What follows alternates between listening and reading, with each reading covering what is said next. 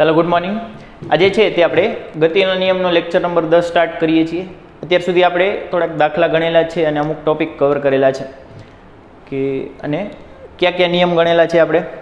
તો પહેલાં આપણે શરૂઆત કરી હતી જડત્વથી.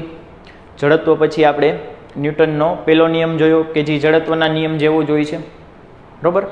પછી આપણે બીજો નિયમ જોયેલો છે. પછી વેગમાન, આઘાત, આ બધી રાશિઓ જોઈ હતી. બધી સદિશ વિશે થોડીક પ્રસ્તાવના જોયેલી છે.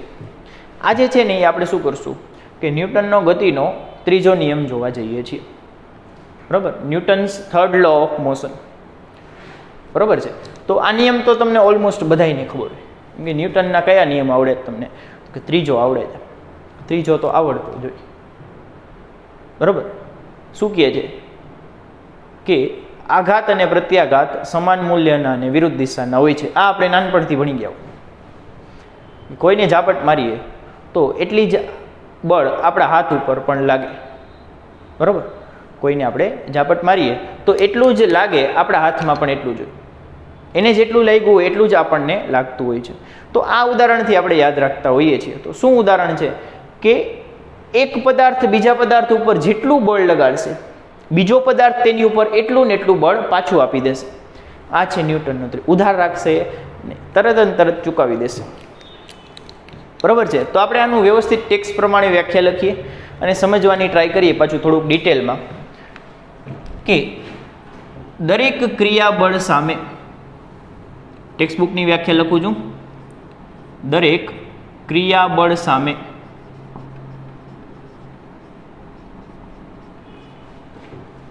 સમાન મૂલ્યનું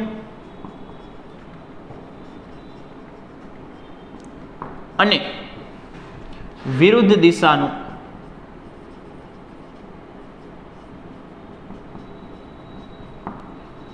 પ્રતિક્રિયાબળ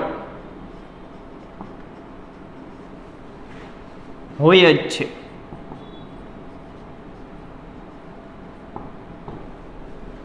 કે દરેક ક્રિયાબળ સામે, એક્શન સામે એટલું રિએક્શન આવે.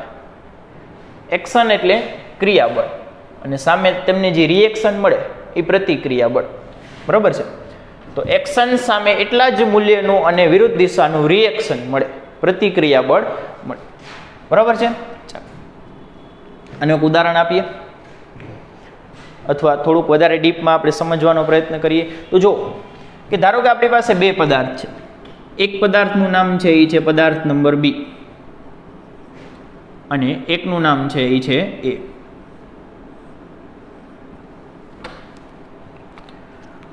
તો ધારો કે બી છે ને એને એ ઉપર બળ લગાડ્યું. બી વડે એ ઉપર લાગતું બળ, કંઈક બળને નામ આપી દઈએ. તો બી વડે એ ઉપર લાગતું બળ, બી વડે એ પર લાગતું બળ, આનો એક સંજ્ઞા છે. આ સંજ્ઞા તમારે યાદ રાખવાનું છે કે બી વડે એ પર લાગતું બળ FAB વડે લખાય. આ રીતે બી વડે એ પર લાગતું બળ, આને આમ વચાય. પાછળ હોય ત્યાંથી પૂંછડી પકડવાની કે બી વડે એ ઉપર લાગતું બળ, એને શું લખાય? FAB. તો અહીંયા ધારો કે બી છે ને એ ઉપર બળ લગાડે છે, એને નામ શું આપશું? FAB. AB શું કામ? કારણ કે બી વડે એ ઉપર લાગે છે, બરોબર છે. જે લગાડતું હોય ને બળ એ પાછળ આવે, તો બી પાછળ આવશે.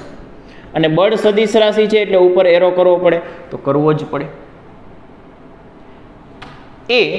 એ વડે બી ઉપર લાગતા બળ જેટલું થશે કે બી એને જેટલો ધક્કો આપશે એ વડે પણ બીને એટલો જ ધક્કો પાછો મળી જશે. આ છે ન્યૂટનનો ત્રીજો નિયમ. આઘાત જેટલું પ્રત્યાઘાત અથવા ક્રિયાબળ જેટલું જ પ્રતિક્રિયાબળ, એક્શન સામે રિએક્શન આવશે. તો આ એક્શન છે કે બી એને હળી કરી અને કેટલું બળ લગાડ્યું? તો FAB જેટલું બળ લગાડ્યું. તો એટલું જ બળ એને પાછું મળી જશે પણ વિરુદ્ધ દિશામાં. એટલું જ બળ એને પાછું મળી જશે પણ વિરુદ્ધ દિશામાં. એ બળ કોણ લગાડશે? તો એ લગાડશે. આ રિએક્શન કરશે ને, આને હળી કરી તો આ પાછું કરશે કે નહીં હળી? તો અહીંયાથી રિએક્શન આવશે. એ રિએક્શનને શું નામ આપશું? F. એ વડે બી ઉપર લાગતું બળ, એ વડે બી ઉપર લાગતું બળ. ફરીથી આને કેમ વાંચશું? F એ વડે બી ઉપર લાગતું બળ. એ વડે બી પર લાગતું બળ. બળ સદિશ રાશિ છે એટલે ઉપર એરો કરવો પડે.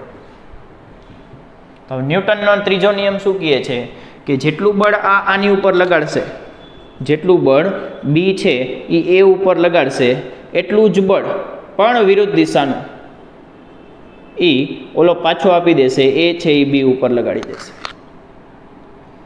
એટલે કે બી વડે એ ઉપર લાગતું બળ એ વડે બી ઉપર લાગતા બળ જેટલું એટલે વચ્ચે બરાબર આવશે પણ વિરુદ્ધ દિશાનું હોય છે. વિરુદ્ધ દિશા કેમ બતાવી? તો વિરુદ્ધ દિશામાં આવશે આગળ માઇનસ.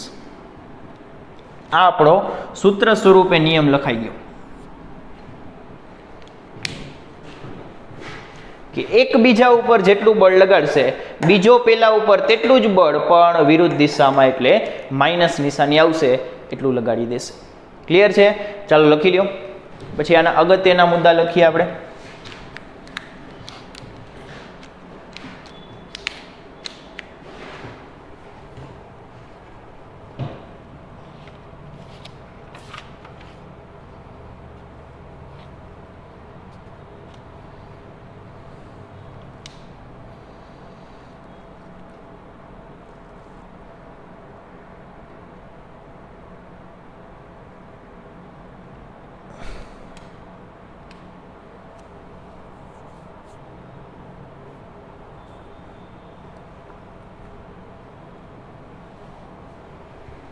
થઈ ગયું? ચાલો હવે આના આપણે અગત્યના મુદ્દા લખીએ કે આ નિયમ ઉપરથી આપણને થોડીક કંઈક વિશિષ્ટ માહિતી મળતી હોય છે કે જે દેખાતી ન હોય પણ આપણે થોડીક સમજવી પડતી હોય, એ આપણે અગત્યના મુદ્દા સ્વરૂપે લખી નાખતા હોઈએ. તો ચાલો લખીએ અગત્યના મુદ્દા.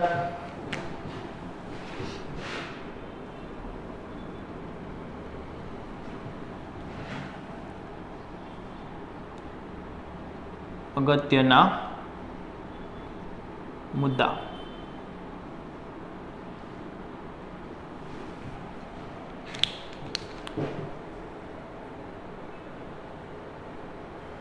ચાલો પેલો મુદ્દો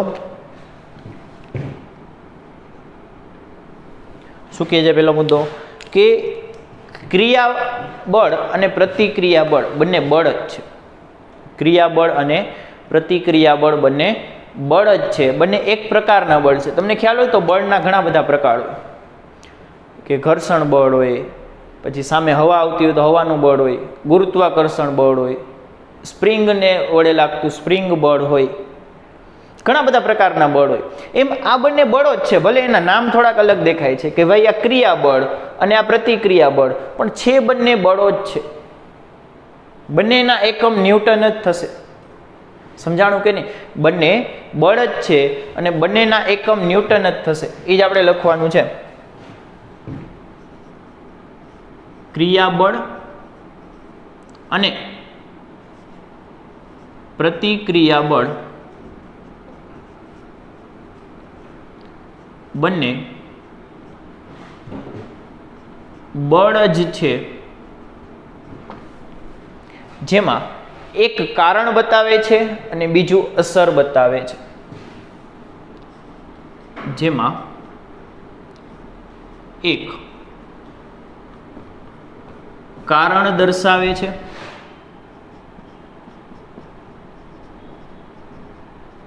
અને બીજો અસર દર્શાવે છે. એક કારણ બતાવે છે કે પહેલા શરૂઆત કોણે કરી? એ કારણ એ છે. તો શરૂઆત આ બીએ કરી હતી, એ એની હળી કરવા ગયો હતો, કેટલું બળ લગાડ્યું હતું આટલું, પછી આ અસર થશે. સમજાણું કે નહીં? એક કારણ બતાવે છે અને બીજું અસર બતાવે છે. આની પછીનો બીજો કે ક્રિયાબળ અને પ્રતિક્રિયા બળ કારણ અને અસર દર્શાવતા હોવા છતાં એક જ સાથે એક જ સમયે લાગે છે. બીજો મુદ્દો શું છે કે ક્રિયાબળ અને પ્રતિક્રિયા બળ કારણ અને અસર દર્શાવતા હોવા છતાં કે એક કારણ છે ને એક અસર છે, બંને સાથે થઈ જાય છે. અહીંયા ફેસલો થઈ જાય કે ઓછા માર્ક્સ આવ્યા, ઘરે જઈને માર મળશે. તો એ તો વચ્ચે ટાઈમ ગેપ આવ્યો ને કે કારણ અને અસર ઘરે જઈને અસર થાય, એમ નહીં. ટાઈમ ગેપ નથી, એક જ ક્ષણમાં બે એક સાથે જ થશે કે અહીંયા ઓછા માર્ક્સ આવ્યા ને અહીં પડી ગઈ. સમજાણું કે કારણ અને અસર શબ્દ એવી રીતે લખેલા છે કે એમની વચ્ચે ધારો કે કોઈ સમયનો તફાવત હોય કે પહેલાં કારણ થાય પછી થોડીક વાર રહીને અસર જોવા મળે એવું આપણને લાગે, પણ એવું છે નહીં. બંને એક જ સાથે એક જ સમયે લાગશે કે જ્યારે આની ઉપર બળ લગાડશે ને એ જ ક્ષણે એ જ સમયે કોઈ પણ રાહ જોયા વગર આ પાછું બળ લગાડી દેશે. એટલે કે આપણે કહીએ છીએ કે બંને કારણ અને અસર હોવા છતાં એક જ સમયે એક જ સાથે લાગે છે. ચલો લખો કે ક્રિયાબળ અને પ્રતિક્રિયાબળ કારણ અને અસર દર્શાવતા હોવા છતાં એક સાથે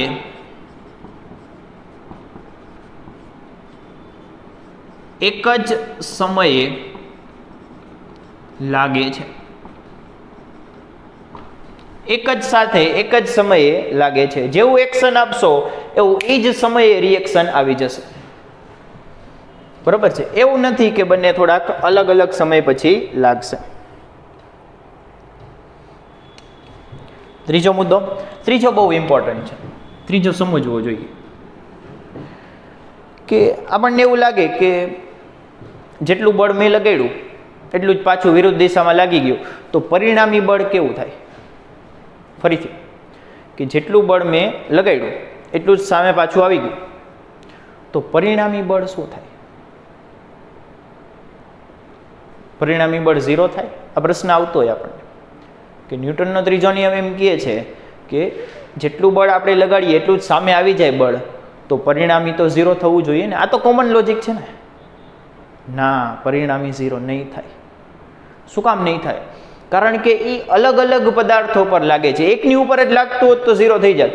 કે આ પેનને હું ધક્કો આપું છું, આ ફિંગરથી પેનને ધક્કો આપું છું આમ, તો મેં પેન ઉપર F બળ લગાડ્યું. ન્યૂટનના ત્રીજા નિયમ વડે પેન વડે મારી ઉપર કેટલું બળ લાગશે? એટલું ને એટલું વિરુદ્ધ દિશામાં લાગશે. કે ધારો કે મેં પેન ઉપર 5નું બળ લગાડ્યું તો પેને મારી ઉપર -5નું બળ લગાડી દીધું. સમજાણું? પણ તો શું કુલ બળ 0 થઈ ગયું? ના, નથી થયું. ધ્યાનથી સમજો કે બળ છે ને બે અલગ અલગ વસ્તુઓ પર લાગે છે. કે મેં આની ઉપર 5 લગાડ્યું, એને મારી ઉપર 5 લગાડ્યું, એટલે કે પેલું બળ આ પેન ઉપર લાગે છે અને બીજું બળ મારી ઉપર લાગે છે. જો બેય બળ પેન ઉપર લાગતા હોત 5 અને -5નો તો 0 થતું. પરંતુ બંને બળ છે એ એક જ પદાર્થ પર લાગતા નથી. ક્રિયાબળ અને પ્રતિક્રિયાબળ અલગ અલગ પદાર્થો પર લાગે છે. જો એક ઉપર લાગતા હોત તો સંપૂર્ણપણે 0 થઈ જાય, તો આ પ્લસ અને આ માઇનસ, પૂરું 0. પરંતુ તે અલગ અલગ પદાર્થો પર લાગતા હોય છે, એટલે કે કુલ બળ 0 થશે નહીં. ફરીથી લખીએ.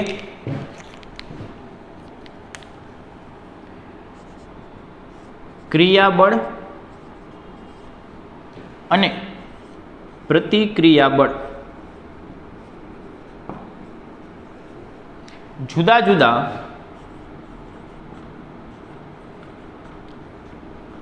પદાર્થ પર લાગતા હોવાથી કોઈ એક પદાર્થ પર તેમના વડે પરિણામી બળ શૂન્ય થાય નહીં. ઉદાહરણ આપું, જો મસ્ત ઉદાહરણ આપું. જો આપણે ઉદાહરણ લખીએ. એક સરસ ઉદાહરણ છે કે આપણને કોઈ પૂછે, બરોબર, કોઈ કન્ફ્યુઝ કરવાની ટ્રાય કરે કે હાલો તમે કારને ધક્કો મારો છો, તો હા મારી દઈ, ચાલો. કારને ધક્કો માર્યો તો ન્યૂટનનો ત્રીજો નિયમ શું કહે છે? કે જેટલું બળ મેં કાર ઉપર લગાડ્યું એટલું જ બળ પાછું આવી ગયું, તો કુલ બળ 0 થઈ ગયું. તો કાર હૈલી કેમ?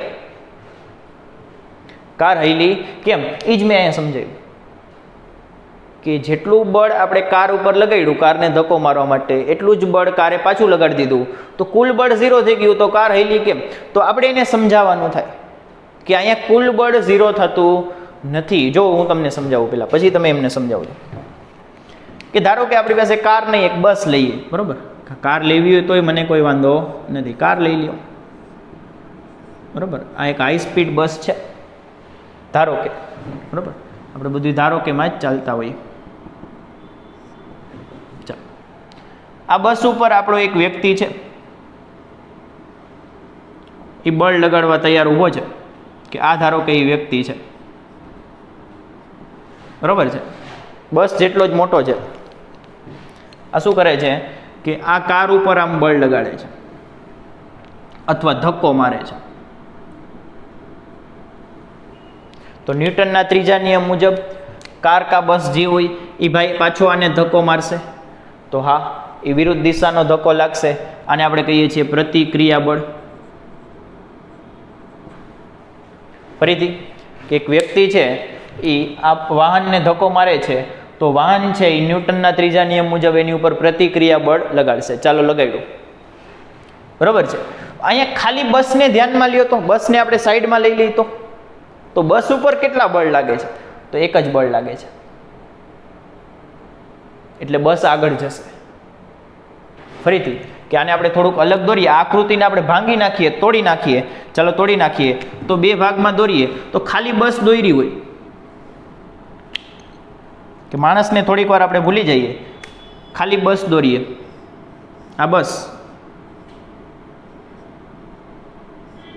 બરોબર? અને એની ઉપર કેટલા બળ લાગે છે? તો તમે ધ્યાનથી જોશો ને તો બસ ઉપર તો એક જ બળ લાગે છે, આ રહ્યો માણસ વડે લાગતો ધક્કો. અને એ કઈ દિશામાં છે? આ દિશામાં છે. એટલે બસ ગતિ કરશે, બસ ચોક્કસપણે ગતિ કરશે, કારણ કે બસ ઉપર એક જ બળ લાગે છે.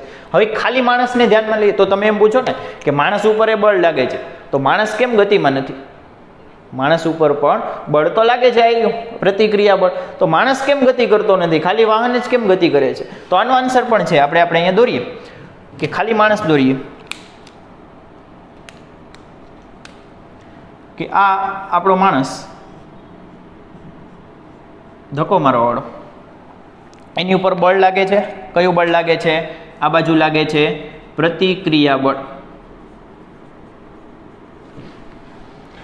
પણ આપણે જમીન ઉપર ઊભા હોઈએ, જમીન ખરબચડી હોય, એટલે જમીન ઘર્ષણ બળ આપે. જમીન અને આપણા પગ વચ્ચેનું ઘર્ષણ હોય ને, એ આપણને પાછું જવા દે નહીં, બરોબર છે? એટલે માણસ ઉપર જો જમીન લીસી હોત ને તો માણસ ઉપર બળ લાગત, તો માણસ પાછળ જાત, પાછળ થોડોક ધકેલાઈ જાય, લપસી જાય. પણ જમીન ખરબચડી હોવાથી જમીનનું ઘર્ષણ છે એ માણસને પકડી રાખશે. કે આની ઉપર ઘર્ષણ બળ લાગશે. કઈ દિશામાં લાગશે? તો આ દિશામાં લાગશે. આમ આ સપાટી વડે મળતું ઘર્ષણ બળ થશે. એટલે માણસ હલશે નહીં, પણ વાહન લાગશે, બરોબર? વાહનને ઘર્ષણ ન નડે, એના ટાયર હોય ને, ટાયરમાં ઘર્ષણ એટલું બધું હોય નહીં, કારણ કે એ વર્તુળાકાર ગતિમાં છે, બરોબર છે? ચાલો તો વિચારી લ્યો, બરોબર છે? અને ડ્રો કરવું હોય ડ્રો કરી લ્યો, એમાં કોઈ વાંધો નથી.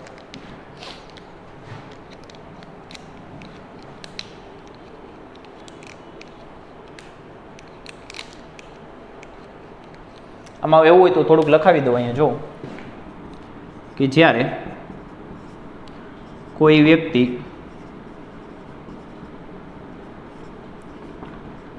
વાહનને ધક્કો આપે ત્યારે વાહન વડે તેના પર તેટલો જ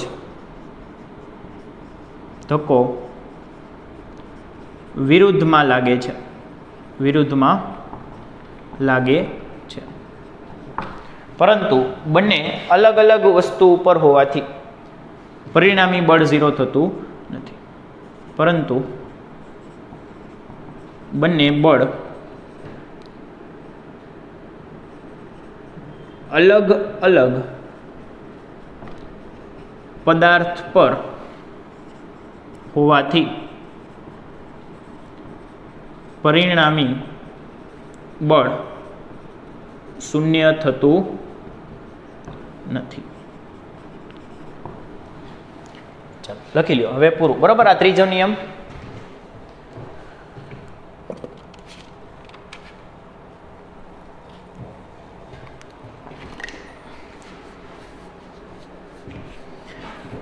અને ત્રીજા નિયમનું એક સૌથી સારું ઉદાહરણ છે ને, એ આમ કદાચ આપણે નાનપણથી સાંભળતા હોઈએ કે ભાઈ લખાઈ ગયું ને પહેલાં, બરાબર, પોઝ કરીને લખી લેજો વ્યવસ્થિત. તો ત્રીજા નિયમનું છે ને એક સૌથી વધારે સારામાં સારું ઉદાહરણ છે ને મારી દ્રષ્ટિએ, કે ઓલું ન્યૂટનનું સફરજન પડ્યું હતું ને, તમને યાદ હોય તો, કે ન્યૂટનભાઈ ઝાડ નીચે બેઠા હતા અને ઓચિંતું સફરજન પડ્યું. તો એને વિચાર આવ્યો કે ભાઈ સફરજન નીચે કેમ પડ્યું, એની ઉપરથી ગુરુત્વાકર્ષણ બળ ગોઈતું અને એવી બધી ગણી નાખ્યું. આપણી પાસે ચેપ્ટર પણ છે, ગુરુત્વાકર્ષણ નામનું ચેપ્ટર છે, આપણે ચેપ્ટર નંબર 8 છે, બરાબર છે. તો અહીંયા હું તમને ક્વેશ્ચન પૂછું કે પૃથ્વી છે એ બધી વસ્તુઓને પોતાની તરફ ખેંચે છે, આને ગુરુત્વાકર્ષણ કહેવાય.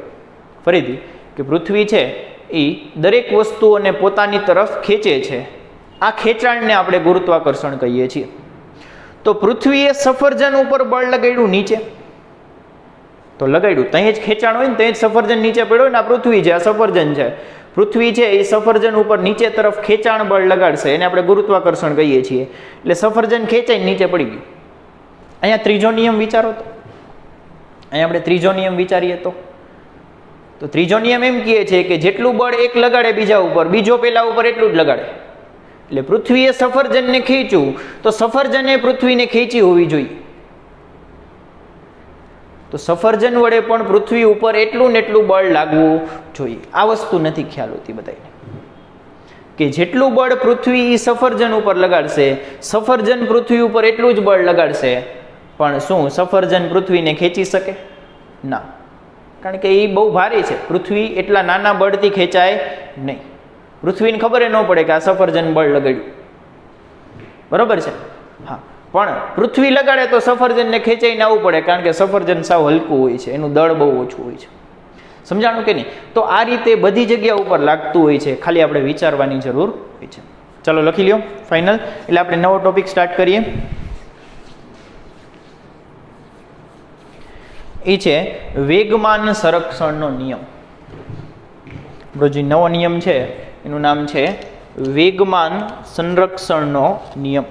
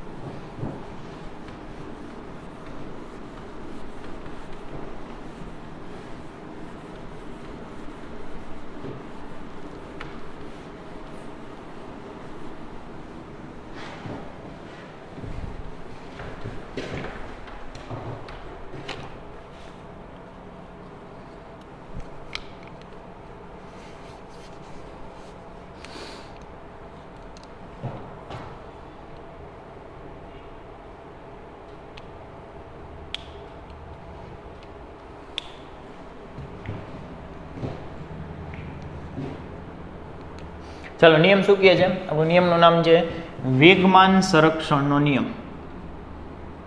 વેગમાન સંરક્ષણ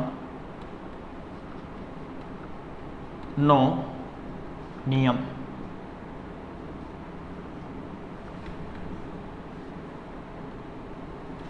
ઇંગ્લિશમાં આને કહેવાય law of conservation of momentum. ઇંગ્લિશમાં આપણે એને શું કહીએ છીએ? Law of conservation of momentum. તો ઇંગ્લિશમાં લખી દઈએ, ના શું પડે? Law of conservation of momentum.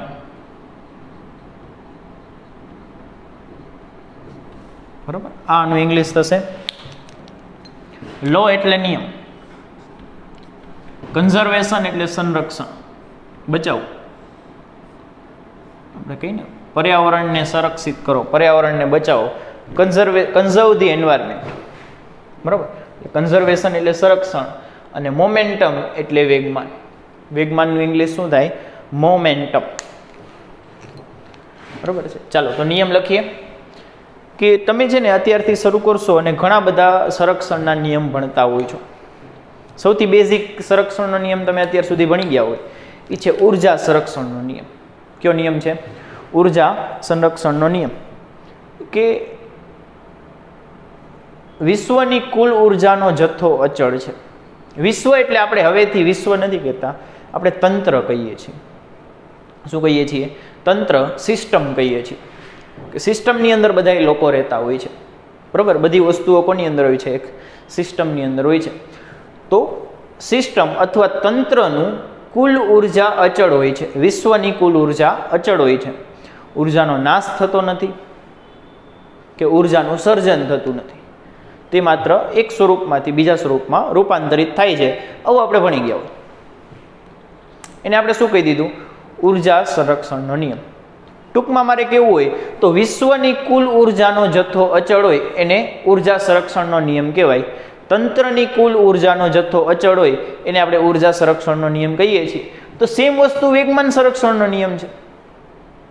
નિયમ બનાવી શકો એની ઉપરથી કે તંત્રનું કુલ વેગમાન અચળ હોય છે.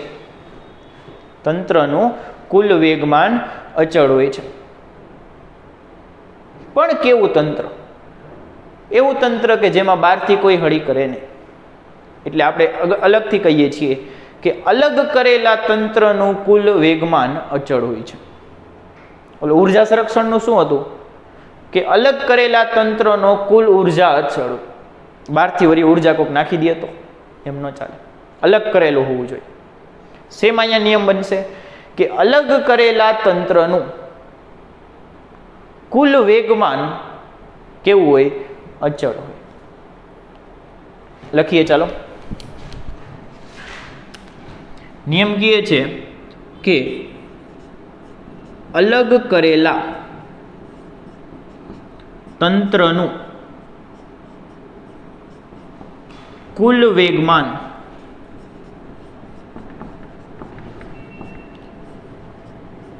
અચળ હોય છે.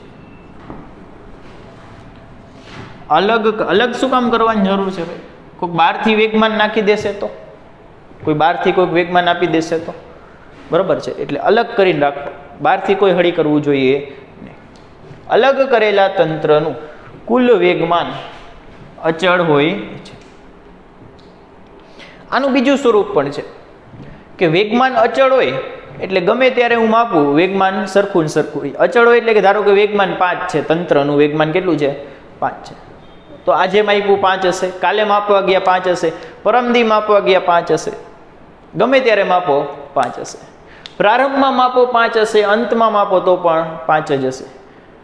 તો આને આપણે આ રીતે લખીએ છીએ કે તંત્રનું પ્રારંભિક વેગમાન છે ને એના અંતિમ વેગમાન જેટલું થતું હોય છે. કારણ કે પહેલાંય 5 હતું, પછી 5 રહેવાનું છે, કારણ કે એ કેવું છે? અચળ છે. એટલે આનું આપણે થોડુંક સ્વરૂપ ફેરવી નાખીએ છીએ. સ્વરૂપ આ રીતે આપીએ છીએ, બરાબર, કામ આવશે એટલા માટે કે અથવા કરીને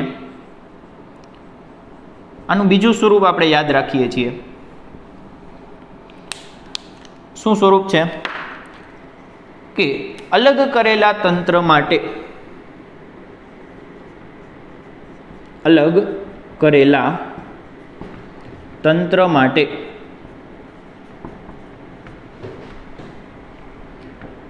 અંતિમ વેગમાન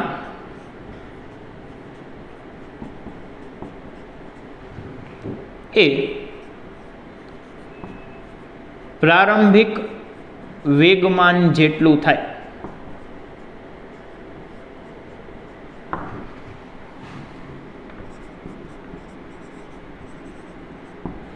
આનું બીજું સ્વરૂપ થશે કે અલગ કરેલા તંત્ર માટે પહેલા જેટલું હતું પછી એટલું ને એટલું જ રહેશે, કારણ કે એનું કેવું રહેવાનું છે?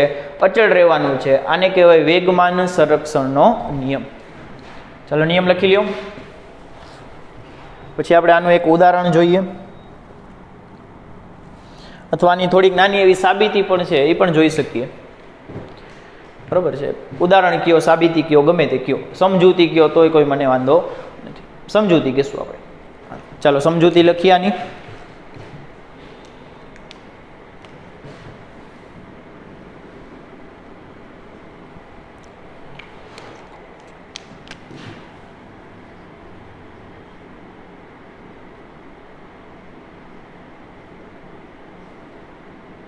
સમજૂતી આમ જ લખાય ને, બરાબર. થોડું ગુજરાતી ગ્રામર નબળું છે, તો થોડુંક ફેરફાર આવતો હોય તો લખી નાખજો, બરાબર છે.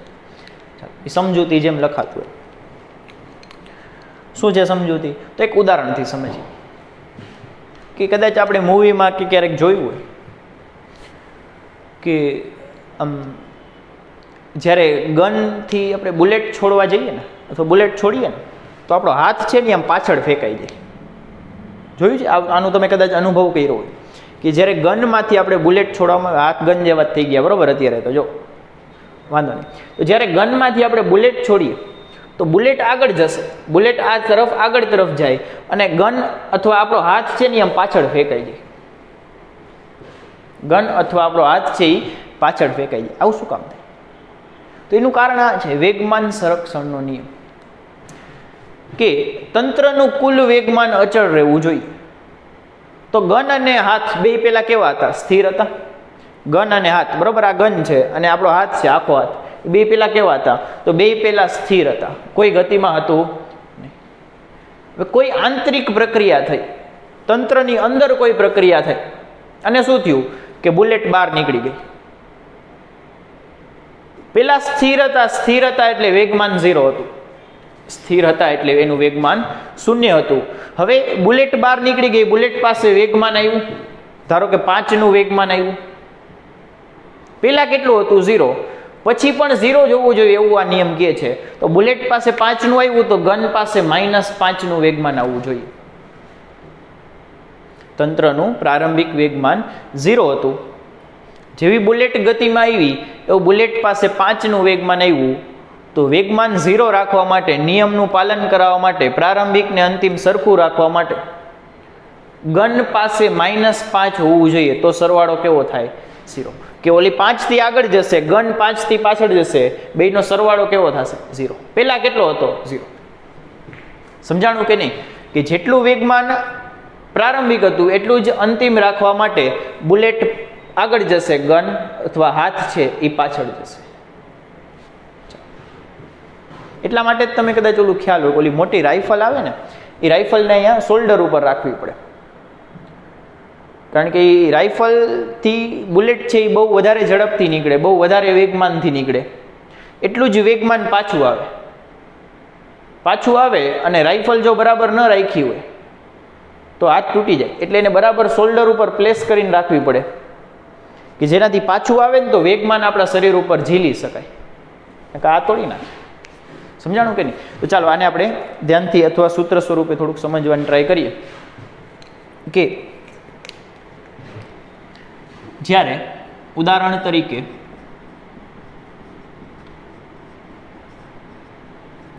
જ્યારે ગનમાંથી બુલેટ બહાર ફેંકાય છે અથવા બહાર છૂટે છે, ત્યારે ગન પાછળ ધકેલાય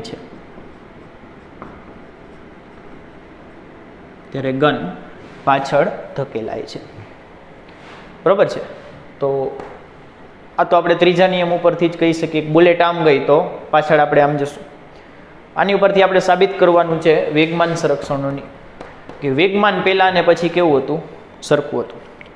તો આપણે અહીંયા લખીએ કે પ્રારંભમાં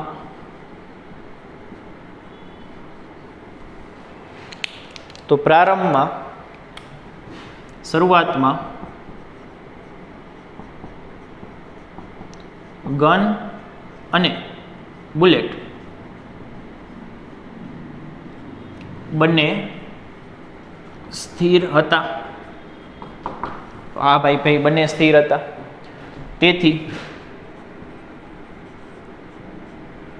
તંત્રનું પ્રારંભિક વેગમાન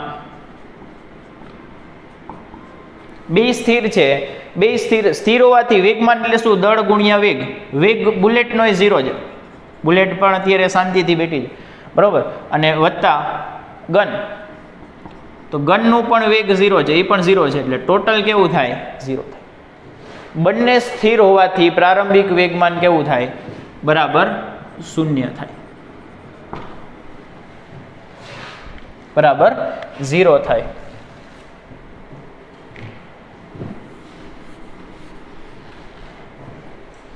ચાલો હવે ગતિમાં આવ્યા. બુલેટ છૂટી આગળ, ગન ગઈ પાછળ. આપણે લખીએ અંતિમ અથવા અંતમાં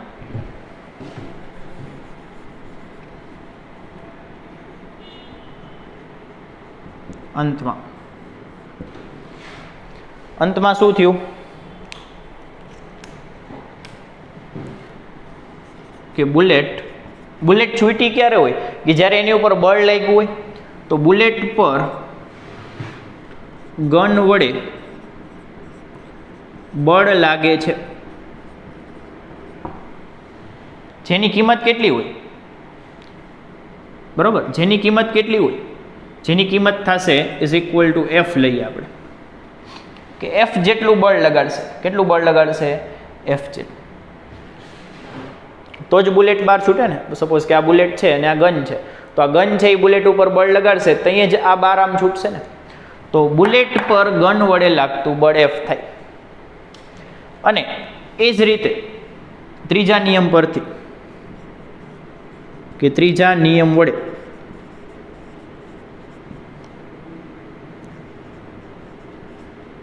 ગન પર લાગતું બળ, ગન પર બુલેટ વડે બળ બરાબર માઇનસ એફ થાય. સદીશ લ્યો, વાંધો નહીં, સદીશ લઈ લ્યો. ફરીથી કે ભાઈ બુલેટ ઉપર એફ બળ લાગ્યું, તો ગન ઉપર કેટલું લાગશે? ત્રીજો નિયમ કહે છે એટલું જ, પણ વિરુદ્ધ દિશાનું, એટલે માઇનસ એફ લાગશે. સમજાઈ ગયું? ચાલો હવે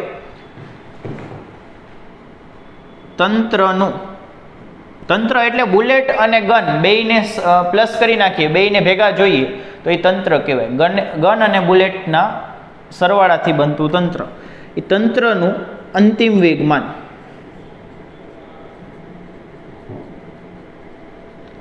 આખા તંત્રનું પૂછે છે. તંત્રમાં કેટલા લોકો છે?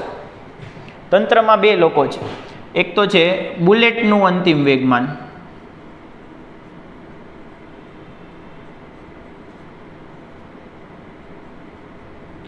વત્તા તંત્રની અંદર હજી એક વ્યક્તિ છે, એનું નામ છે ગન. તો ગનનું અંતિમ વેગમાન.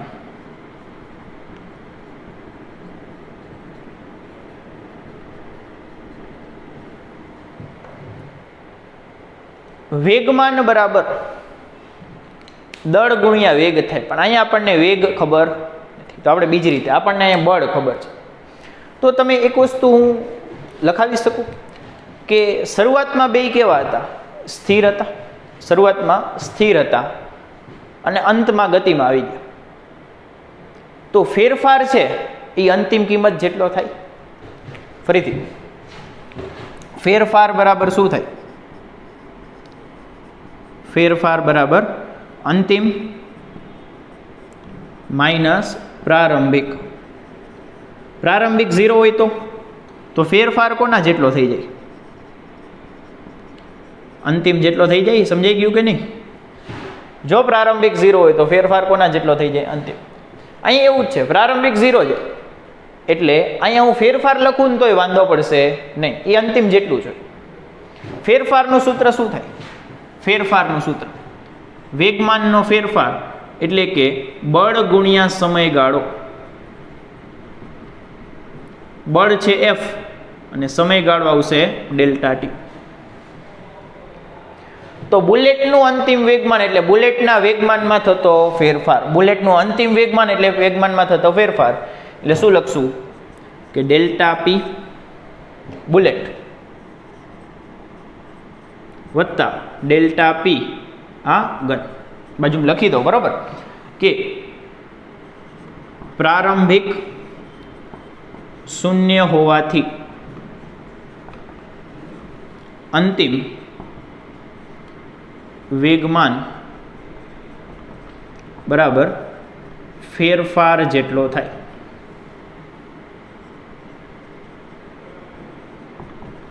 બરાબર, આ તમે પણ લખી લેજો.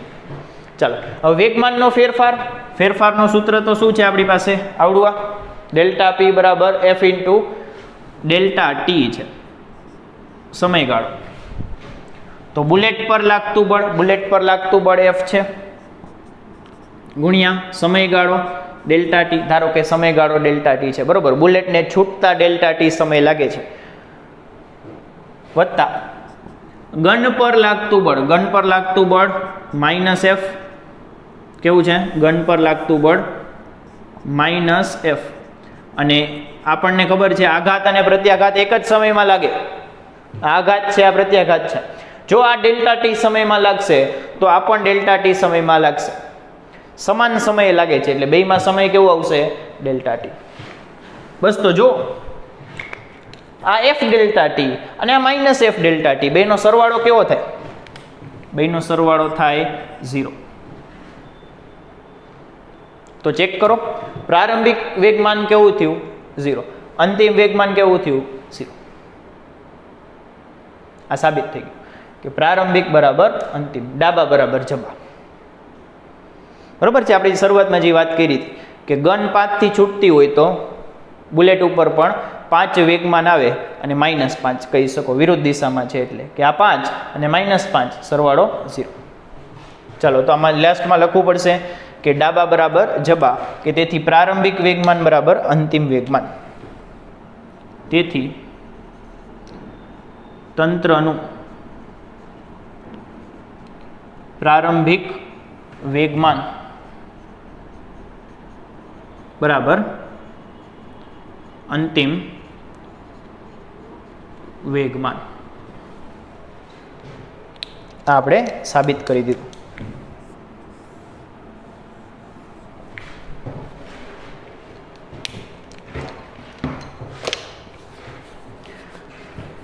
ચાલો, તો આની ઉપરથી નિયમમાં લખીએ હજી થોડુંક આગળ એક સ્ટેપ.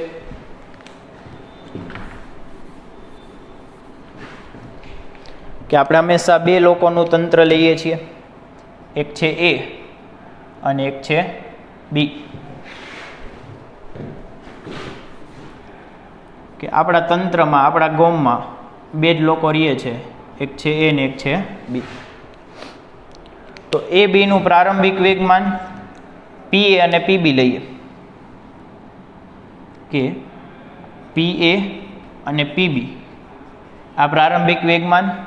અંતિમ વેગમાન લઈએ પી એ ડેશ અને પીબી ડેશ. તો પ્રારંભિક વેગમાન બરાબર અંતિમ વેગમાન થાય. તંત્રનું પ્રારંભિક વેગમાન, તંત્રમાં કેટલા લોકો રહીએ છે? એ અને બી. તો એનું વેગમાન વત્તા બીનું વેગમાન પ્રારંભમાં બરાબર એનું વેગમાન વત્તા બીનું વેગમાન અંતમાં. એટલે અહીંયા તમે લખી શકો, શું લખી શકો? કે આ છે પ્રારંભિક ને આ છે અંતિમ. વેગમાન સદિશ રાશિ છે તો પણ એરો આવશે. બરોબર છે. આ આપણો નિયમ ફાઇનલી થઈ ગયો. આ બે ન દોરો તો ચાલે. ચાલો, લખી લો.